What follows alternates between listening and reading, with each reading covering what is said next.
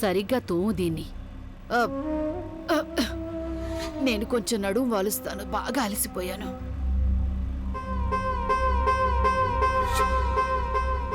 ఇంకా ఇక్కడే ఉన్నావే?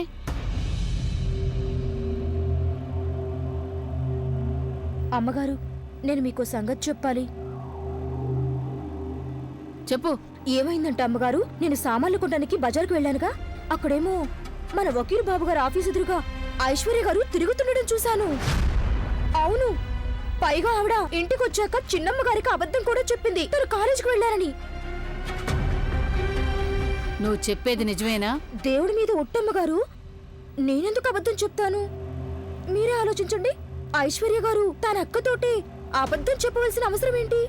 అంటే ఇందులో ఏదో గందరగోళం ఉంది. నా ఇంటి వ్యవహారాల్లో తల దోచుకు. తర్వాత మాట్లాడుకోవచ్చు, ముందు నా కాళ్ళు పట్టు.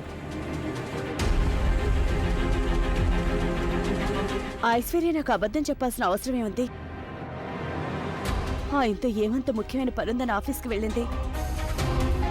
వెళితే వెళ్ళింది, కానీ ఆ సంగతి నా దగ్గర ఎందుకు దాచిపెట్టింది?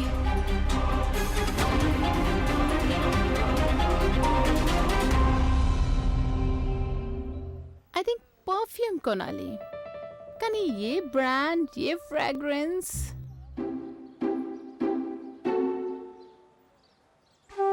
Hi boss, I hope I didn't disturb you. అబే ఏం లేదు, మిమ్మల్ని ఒకటి అడుగుదామని. మీరు ఏ బ్రాండ్ పర్ఫ్యూమ్ వాడతారు? No no no, I insist. అది బాస్, నేను మీకు తర్వాత చెప్తాను, కానీ ముందు నాకు విషయం చెప్పండి. Okay okay, thanks. Aishwarya,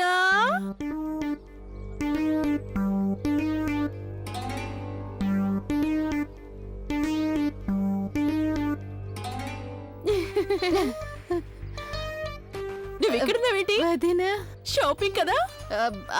shopping shopping. Shopping shopping.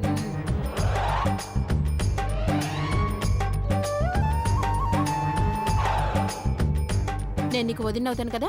అవును, ఆఫ్ కోర్స్ నువ్వు వదినవే. నా దగ్గర ఏం దాచిపెట్టదు.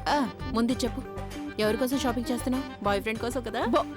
Boy friend? నాకు చెప్పవా? ప్లీజ్ ప్లీజ్ చెప్పవా నాకు. అరే చెప్పడానికి అసలు సారీ సారీ, నేను ఇక్కడికి ఒక ఫ్రెండ్తో కలిసి వచ్చాను. ఫ్రెండ్? అయితే మీ ఫ్రెండ్కి మీ వదిన్ని పరిచయం చేయవా?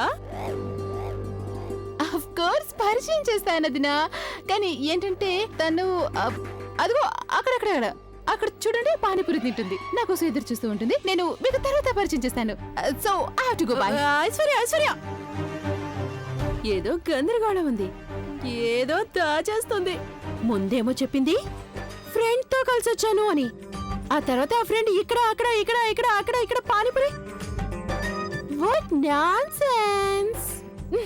అదే ఫ్రెండ్ తో గనక వచ్చుంటే ఆ ఫ్రెండే ఇక్కడే ఎక్కడో ఉండాలి కదా, దగ్గరలోనే. అది నిజం కాదు, ఏదో గుట్టుంది ఇందులో.